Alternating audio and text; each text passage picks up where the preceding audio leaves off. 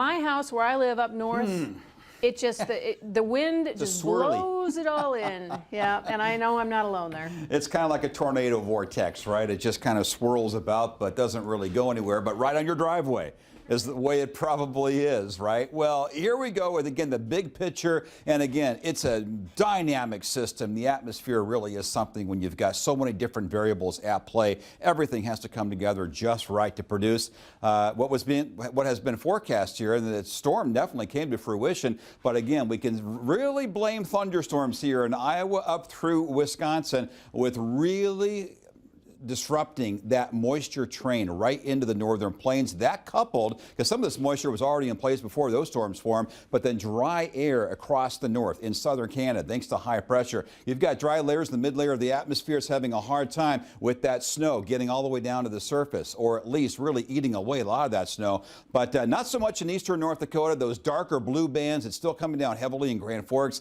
toward Jamestown.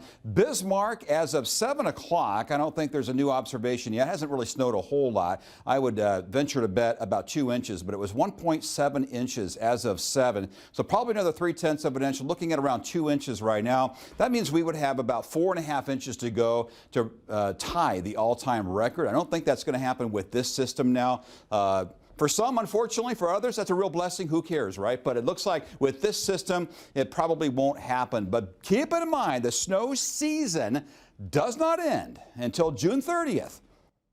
No telling if this is going to be the last snow of this season, but it is going to warm up, though, quite a bit here in the next couple of weeks. But again, heavy snow bands around Grand Forks. That's where it's really problematic, and most of the state is shut down, the eastern half of North Dakota and South Dakota. 18 right now in Dickinson, 20 in Hettinger, 20 in Bismarck. And again, we're already seeing some winds gusting upwards of 40 miles per hour, so blizzard conditions, especially in open areas. Sustained wind here northerly, and this is exactly what's supposed to happen. Northeast winds here in the eastern portion of the state becoming northerly back through the first warm viewing area, and then eventually northwest for tomorrow. But it's the gust here now, nearly 40 miles per hour in Bismarck and Jamestown, but the wind more north and then northwest for tomorrow. So because of that, still major implications here for Bismarck for tonight into tomorrow morning, then moderate as we go into the afternoon. Dickinson actually not as bad overnight, but I do believe we're going to be more in that moderate classification here for tomorrow morning into the afternoon, because the wind's going to increase, and that means blowing snow. And remember, with a lot of areas with any chance for blowing snow, some black ice could form. That could be problems on roads, we all know.